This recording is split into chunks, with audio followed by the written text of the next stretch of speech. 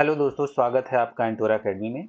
आज हम एक बेहद ज़रूरी और परीक्षा में बार-बार पूछे जाने वाले टॉपिक को समझेंगे। सीपीआई और डब्ल्यूपीआई में क्या अंतर है? सीपीआई यानी कंज्यूमर प्राइस इंडेक्स और डब्ल्यूपीआई यानी होलसेल प्राइस इंडेक्स। ये दोनों इंडेक्स महंगाई से जुड़े हैं, लेकिन इनका मतलब और उपयोग अलग-अलग होता है। तो स्टार्ट करते हैं और समझते हैं बिल्कुल आसान भाषा में। सबसे पहले समझते हैं इनकी परिभाषा। सीपीआई के बारे में जानते हैं। सीपीआई यानी कंज्यूमर प्राइस इंडेक्स, यह दिखाता है कि आम आदमी को जो वस्तुएं और सेवाएं खरीदनी पड़ती हैं, उनकी कीमतें कितनी बढ़ रही हैं। मतलब खुदरा स्तर पर महंगाई। यानी खुदरा क्या होता है? रिटेल प्राइस होता है। खुदरा रेट होता है रिटेल प्राइस। यह वह प्राइस होता है जिसके ऊपर खुदरा यानी रिटेल प्राइस वह मूल्य होता है जिस पर कोई उत्पाद या सेवा आखिरी यानी लास्ट उपभोक्ता को बेची जाती है, यानी लास्ट कंज्यूमर को बेची जाती है। यह रेट आमतौर पर निर्माण की लागत, थोक मूल्य, कर और मुनाफा जोड़कर तय किया जाता है। यह वह कीमत है जो ग्राहक दुकानों, मॉल या फिर ऑनलाइन प्लेटफॉर्म पर भुगतान करता है। या इसमें जीएसटी और अन्य कर शामिल हो सकते हैं। यह मूल्य एमआरपी से कम या बराबर हो सकता है, लेकिन उससे अधिक नहीं हो सकता। अगर एग्जाम्पल के तौर पर ले सकते हैं, अगर किसी साबुन की एमआरपी 50 रुपए है, तो दुकानदार इसे 45 में भी बेच सकता है, लेकिन 50 से ऊपर के रेट में नहीं बेच सकता। यही खुदरा मूल्य यानी रिटेल प्राइस होता है। तो सीपीआई यानी कंज्यूमर प्राइस इंडेक्स यह दिखाता है कि आम आदमी को जो वस्तुएं और सेवाएं खरीदनी पड़ती हैं, उनकी कीमतें कितनी बढ़ रही हैं। यानी रिटेल स्तर पर महंगाई, इसके बारे में पता चलती है। वहीं डब्ल्यूपीआई यानी होलसेल प्राइस इंडेक्स, यानी होलसेल प्राइस इंडेक्स या थोक बाजार में यानी होलसेल मार्केट में वस्तुओं की कीमतों में बदलाव को मापता है। मतलब गोदाम या फिर व्यापारी स्तर की महंगाई को मापता है। अब बात करते हैं उद्देश्य की।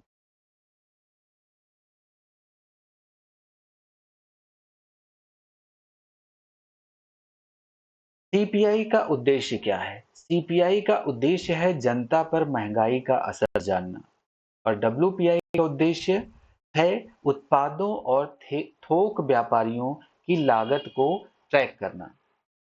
सीपीआई का उद्देश्य है जनता पर महंगाई का असर जानना, और डब्ल्यूपीआई का उद्देश्य है उत्पादकों और थोक व्यापारियों की लागत को ट्रैक करना। मतलब सीबीआई से आरबीआई ब्याज दरें तय करता है, और डब्ल्यूपीआई से सरकार समझती है कि इंडस्ट्री की कीमतें बढ़ रही हैं या नहीं। अब यह जानते हैं इसे कौन जारी करता है।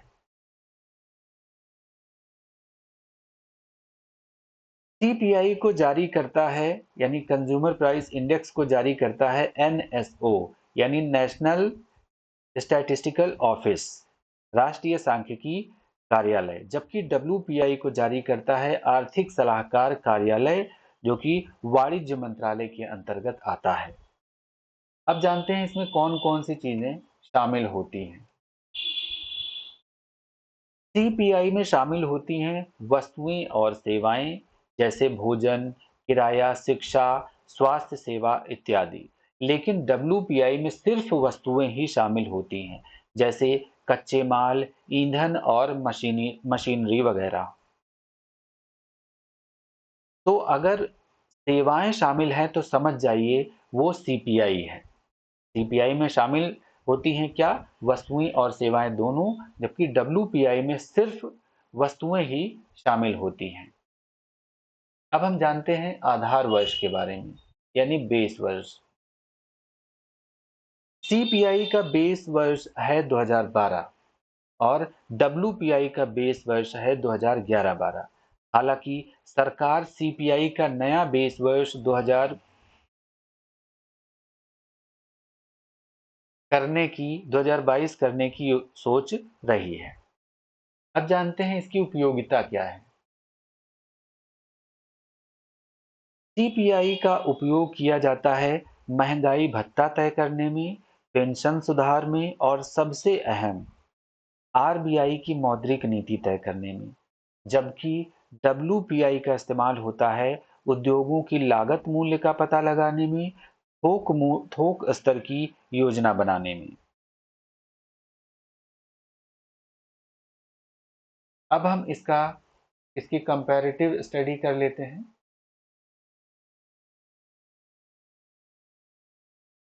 सीपीआई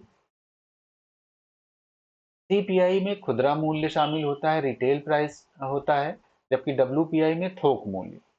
सेवाएं इसमें सीपीआई में शामिल होती हैं, हाँ यस होती हैं, जबकि डब्ल्यूपीआई में नहीं होती हैं। सीपीआई के माप का उद्देश्य उपभोक्ता महंगाई है और डब्ल्यूपीआई थोक बाजार महंगाई को मापता है। सीपीआई को जारी करने वाली संस्था कौन सी है? एनएसओ है। और जबकि डब्ल्यूपीआई को जारी करने वाली संस्था कौन सी है?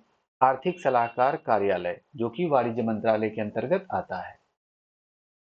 सीपीआई का प्रमुख उपयोग कौन करता है? आरबीआई करती है और डब्ल्यूपीआई का सरकार करती है औद्योगिक नीति और लागत विश्लेषण करने में, औद्योगिक नीति बनाने में और लागत विश्लेषण करने में। अब हम सीपीआई और डब्ल्यूपीआई पर आधारित मल्टीपल चॉइस क्वेश्चंस सॉल्व करते हैं। पहला प्रश्न है, भारत में उपभोक्ता मूल्य सूचकांक किस संस्था द्वारा प्रकाशित किया जाता है? आरबीआई, राष्ट्रीय सांख्यिकी कार्यालय, वाणिज्य मंत्रालय या फिर नीति आयोग? इसका आंसर है बी, राष्ट्रीय सांख्यिकी कार्यालय यानी एनएसओ।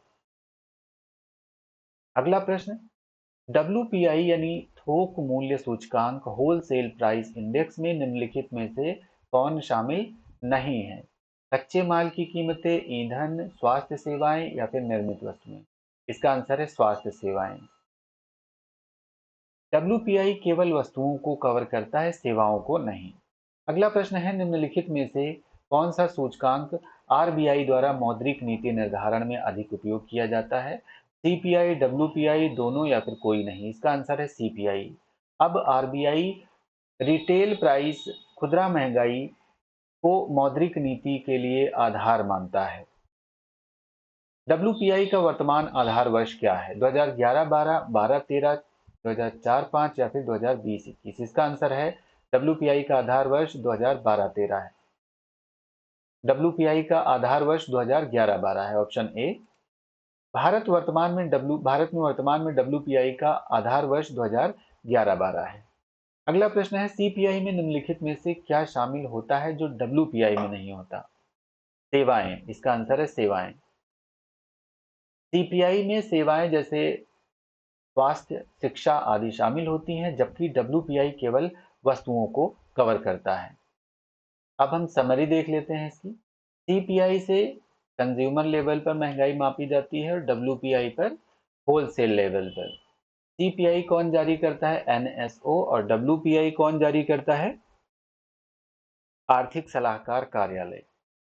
सीपीआई में सेवाएं शामिल होती हैं, जबकि डब्ल्यूपीआई में सेवाएं शामिल नहीं होती हैं। आरबीआई की नीतियां अब सीपीआई पर आधारित होती हैं। यह थे इस टॉपिक से रिलेटेड सभी मल्टीपल चॉइस क्वेश्चंस और इस पर आधारित सभी फैक्ट्स।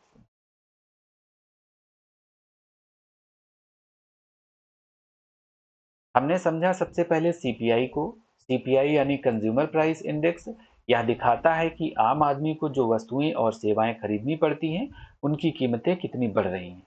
और दूसरा हमने जाना डब्ल्यूपीआई। डब्ल्यूपीआई होता है होलसेल प्राइस इंडेक्स, यह थोक बाजार में वस्तुओं की कीमतों में बदलाव को मापता है। सीपीआई का उद्देश्य हमने जाना, सीपीआई का उद्देश्य जनता पर महंगाई का असर जानना था और डब्ल्यूपीआई का उत्पादकों और थोक व्यापारियों की लागत को ट्रैक करना था। सीपीआई से आरबीआई अपनी ब्याज दरें तय करता है और डब्ल्यूपीआई से सरकार समझती है कि इंडस्ट्री की कीमतें बढ़ रही हैं या नहीं। सीपीआई को एनएसओ जारी करता है यानी राष्ट्रीय सांख्यिकी कार्यालय, और डब्ल्यूपीआई को आर्थिक सलाहकार कार्यालय, जो कि वाणिज्य मंत्रालय के अंतर्गत आते हैं। सीपीआई में शामिल होती हैं वस्तुएं और सेवाएं दोनों, जबकि डब्ल्यूपीआई में सिर्फ वस्तुएं ही शामिल होती हैं। थैंक यू, मिलते हैं नेक्स्ट वीडियो में।